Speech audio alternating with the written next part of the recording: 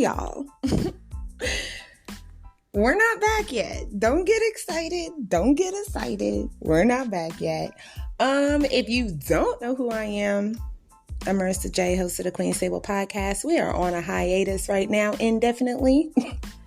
And so now I am just putting out episodes like Beyonce does her visual albums whenever the fuck I feel like it. So here we are. So why are we here today? Why is class in session right now? Monique. Yeah, exactly. So let's just dive into it, I guess. So Monique, the comedian, fucking hilarious, right? We know her from the Mom and Precious and from the Parkers, Miss Parker, Kim Parker's mom, and all of that good stuff. Okay, so she's great. She's wonderful. Yeah. So, I don't know, a little while ago, what was it? Honestly, since 2020, everything has just been blending together. So it could have been a year ago. It could have been 5 months ago. It could have been 2 years ago. I have no idea. But y'all remember when she came out and she was talking about y'all need to stop wearing your head wraps in public and everything? Y'all remember that? And then she got semi-canceled because everybody's like, bitch, mind your business. What the fuck? So she kind of went quiet there for a little bit, but now she's back. She's back because she did this, was it part of a tour? I don't even think it was part of a tour. But anyway, she went and did some stand-up comedy.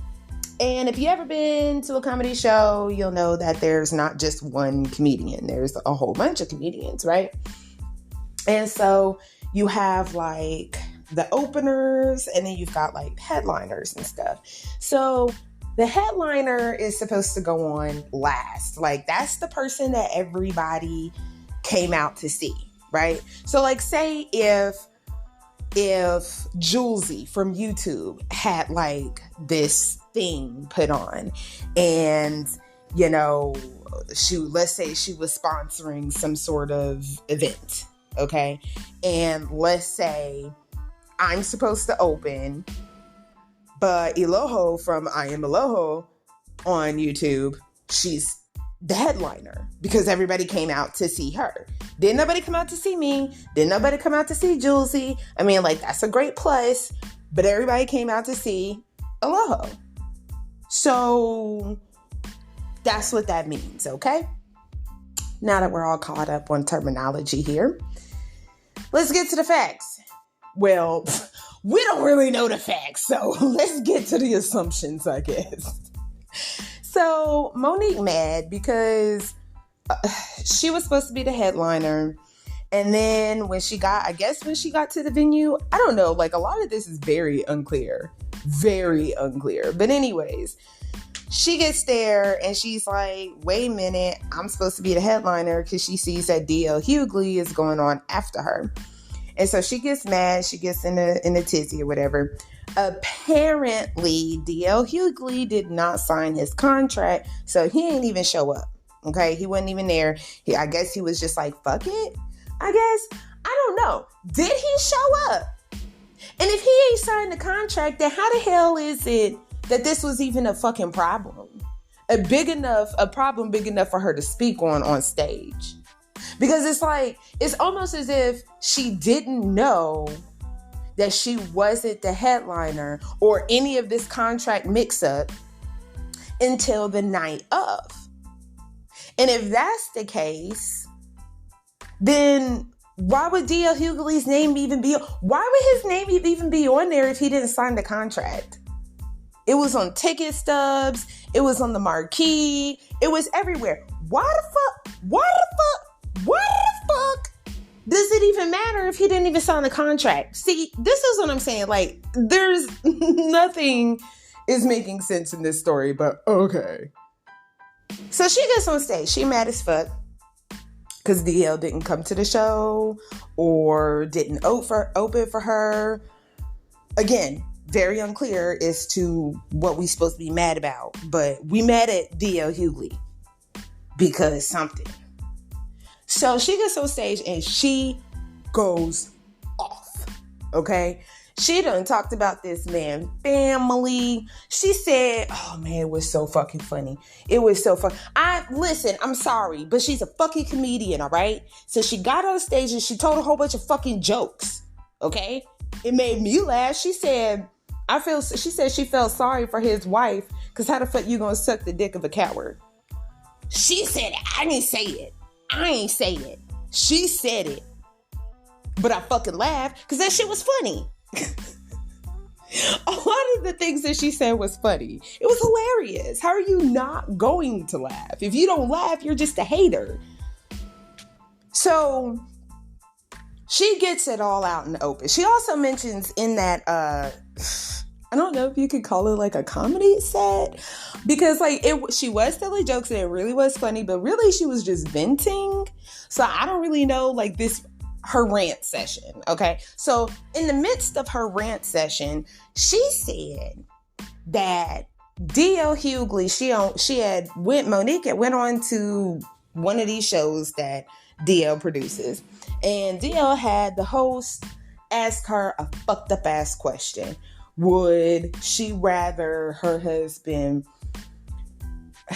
bareback this porn star, this real nasty porn star? Y'all know what barebacking means, right? Fucking without a condom, okay? Would she rather her husband bareback a porn star? And she said a particular porn star. I don't know none of these people's names, okay? So I don't know. Pick one. But would she rather that happen or have somebody else suck his dick? A man. Now, that was a fucked up thing to ask. It really and truly was. And so she was like, well, fuck it. I'm airing out my grievances now. I might as well go ahead and just get everything off my chest. So she did. She started talking about that. And then people was like, so what are you mad at? Are you mad at the contract thing? Are you mad at the headlining thing? Are we mad at him because he had this woman ask you some fucked up shit in an interview? Like, why specifically are we mad? Specifically. If he's just an asshole, just say that. But specifically this time, what is we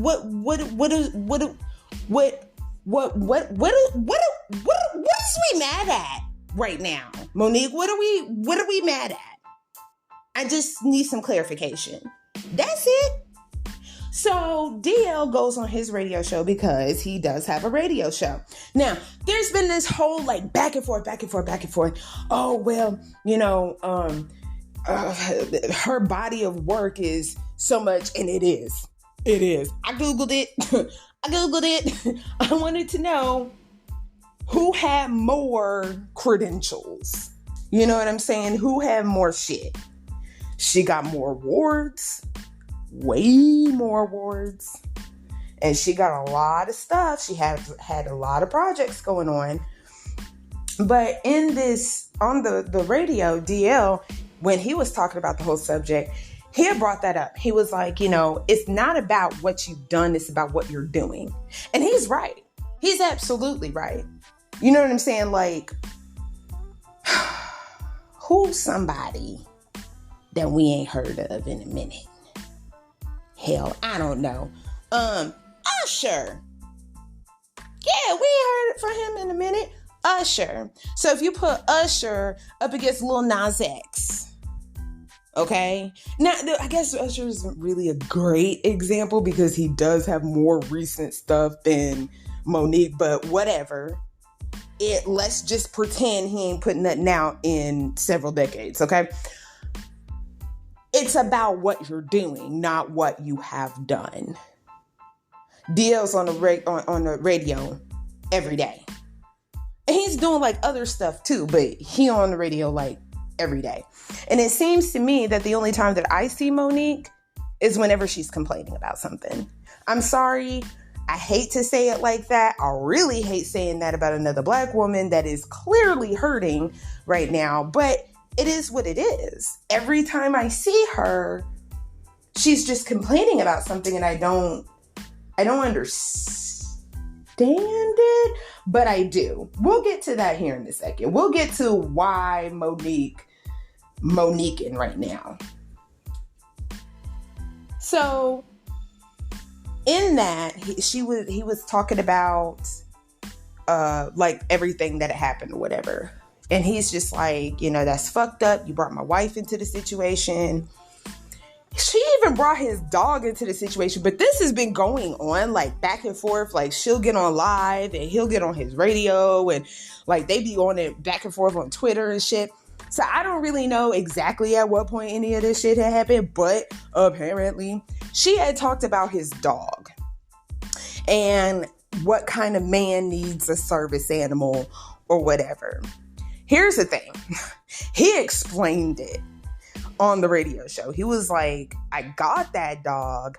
The family had gotten that dog after his dad died. And if you guys have been listening to the show, my daddy recently died. That's why we're not on a regular schedule right now.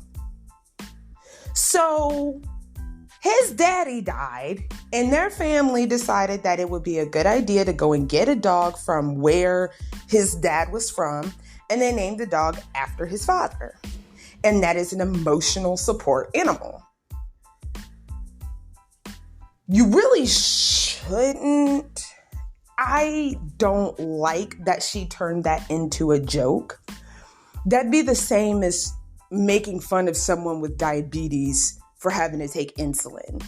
You know what I'm saying? Like when you have been through hell and back and then back to hell again, you can't really criticize how people come out of that. And if he needed that animal, that dog, to help him get over this tremendous event in his life, I think it's a bit in poor taste to make fun of that. However, the thing about it is this. He was like, don't nobody want to hear about you complaining. People came to see a comedy show. I'm sorry, Mr. Hughley. Were motherfuckers not laughing at your bitch ass? I mean, she made them laugh. They got what they came for. She made the crowd laugh. That was her job. That is what she did. It would be different if it wasn't funny. It would be different if it was all angry and raging and, whatever. Like, yeah. So, again, back and forth. So then Monique decides to post on Twitter this old ass interview that D.L. Hughley did back in the day when he was talking about how how black men need to protect black women, and how he was using an example from his own personal life. Okay. The example was when his daughter I don't know what happened. I don't know if she was molested. I don't know if she was raped. I don't know. So I'm going to say mess with. Okay. Because I don't know what happened to her. But he was talking about when his daughter was messed with by somebody that he knew. And he didn't want to believe it. And so he didn't believe his daughter. That happens all the time. It happened to me. It happened to me. It's incredibly traumatic, especially when you're a victim of something and then you tell someone who is supposed to be an adult, who is supposed to watch out for you, who is supposed to love you and care for you, and they say, I don't believe you, when you tell them somebody hurt you. That's horrible. You know what else is horrible? Having to say that, having to admit that you did not believe your daughter. You have got to go through several points of healing, not only with yourself, but with your daughter, with the rest of your family. You have to forgive and love and re-love with all of that going on. He said he apologized to her, and don't get me wrong, guys. Just because he apologized, it does not make it right. Okay? It doesn't. It doesn't. You didn't believe your daughter. And so that's what he was posting. That's what Monique was posting on Twitter.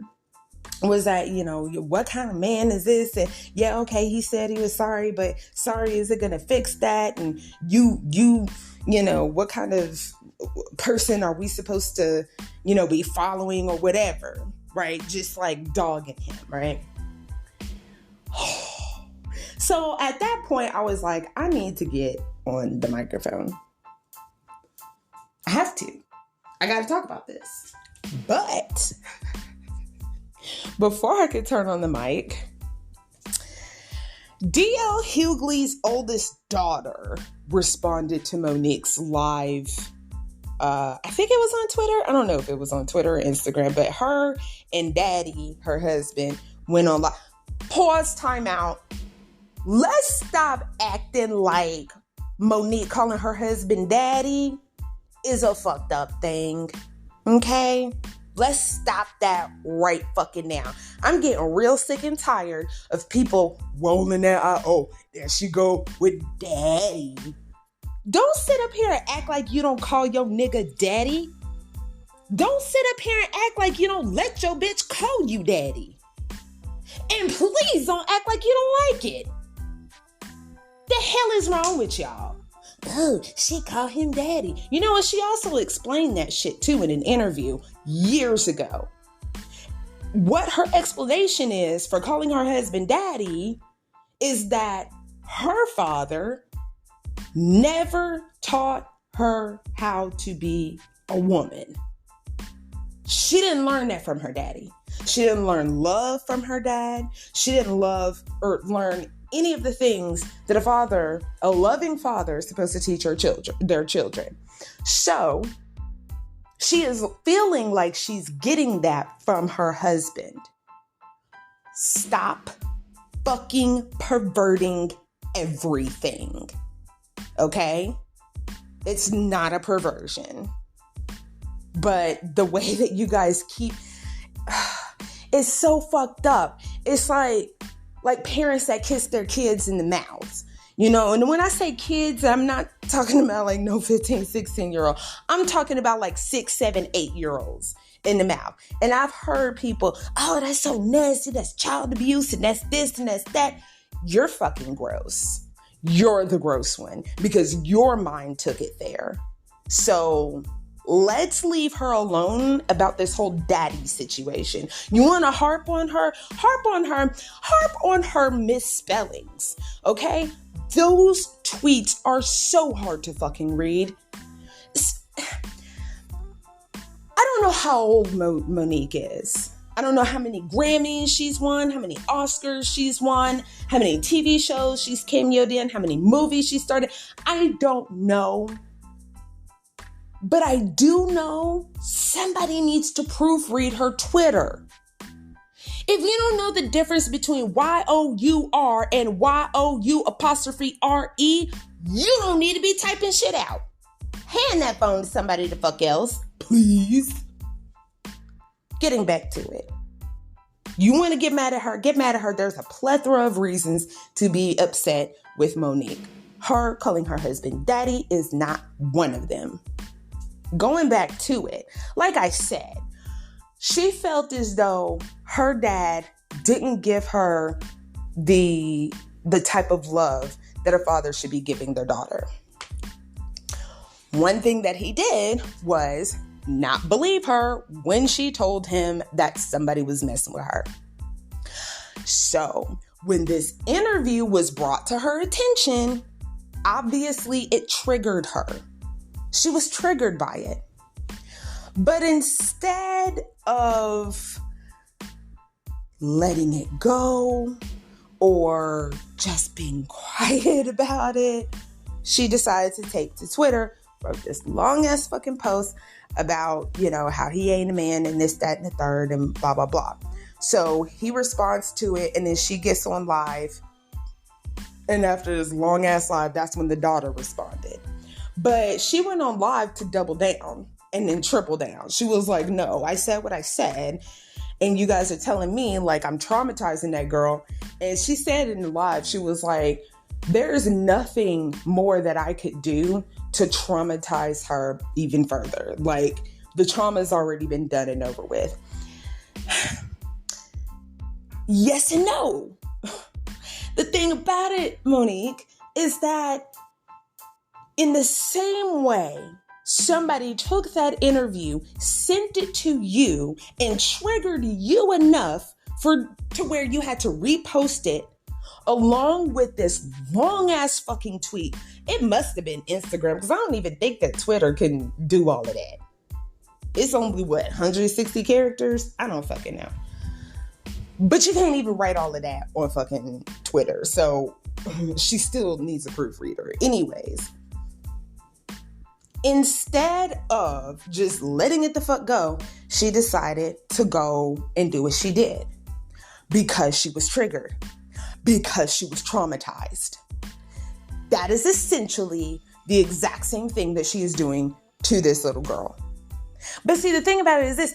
My opinion, Monique's opinion, DL's opinion, nobody's opinion fucking matters other than this little girl. Not even the older sister that took to Twitter to respond to Monique. It ain't nobody has even a right to say anything except for this little girl.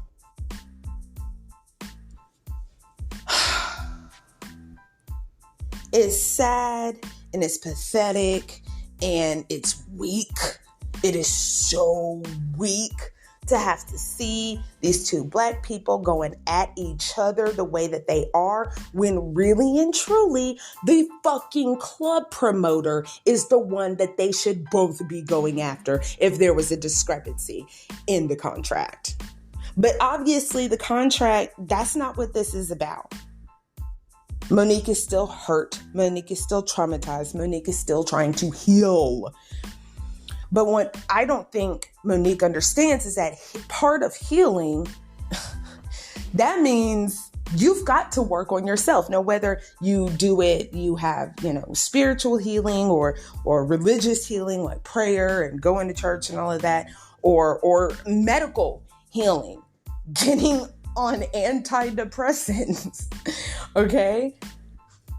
And I'm not making fun of that. I'm on antidepressants and anti-anxiety. I have PTSD and major depression. So, yeah, that's how you get through the healing process, and you have to continue to do it every single day. I don't know if Monique is doing that or not. I have no idea. But it all boils down to this, regardless of who is in the right and who is in the wrong and who said what and who shot John. It doesn't matter. What it boils down to is Monique, whether you're a black woman and you agree or disagree, whether you're a white woman and you agree or disagree, it doesn't matter who the fuck you are. Whether you agree or disagree, Monique is, I feel, is pretty much the stand-in for a lot of black women now. We tired. We're fucking tired. We are motherfucking tired of these motherfucking niggas fucking with us. We tired. And when I say niggas, I'm not talking about just black men. I'm talking about you white niggas too. I'm talking about you Korean niggas too. I'm talking about you Puerto Rican niggas too. You Mexican niggas too. You Irish niggas too. You Italian niggas too. You Arab niggas too. All of you niggas, you're pissing us off. And that's why she's responding the way that she is. Because she fucking tired. And guess what? I feel it. I fucking feel it. This whole scorched earth thing that she's got going on right now. Okay, maybe she shouldn't have talked about the little girl. Maybe she shouldn't have talked about the dog. Maybe she shouldn't have talked about the wife. But when you keep playing with us, and you keep playing with us, and you keep playing with us, and you keep playing with us, this is what you get. This what you get. Y'all fuck with her entirely way too much. And now this is how she is responding. This is how she's decided to respond to that. Now, it's up to us whether or not we're going to cancel her. I'm not. She's still funny to me. Nigga. I'ma still laugh at the jokes. Hell. She's still funny. I'm not canceling her. If y'all want to cancel her, cool. Do that. Do that. But please stop telling this black woman what she can and cannot do, what she should and should not do, how she should and should not act. Because that's the shit that we're getting fucking pissed about. And the more that she hears that shit, the more outlandish she's going to get. Do you not see this? Did you really have to have me explain this? We tied, boss. We motherfucking tied. And so now we going scorched earth. Basically, stop fucking with us. Matter of fact, you had the chance to stop fucking with us. So keep on fucking with us. Keep on fucking with us. Please. You're about to start seeing this happen everywhere. Lots of black women all over the place are going to get fed the fuck up. We're already fed the fuck up. Come at us sideways, and this is what you're gonna fucking get. Sorry, not sorry. You know, this whole, I think I did an episode on the myth of the angry black woman. And she is a myth. She's a myth. She was a myth. Y'all done willed her into existence. Y'all done willed the angry black woman into existence.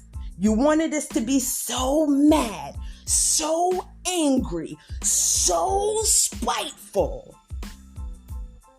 Well, here it is. We just doing what you think we already do. We tried to conform. We tried to fit in. We tried to be nice and be submissive and do all of the things that you wanted us to do. And we still got shit on. So now it's scorched earth. That's it from me. Bye.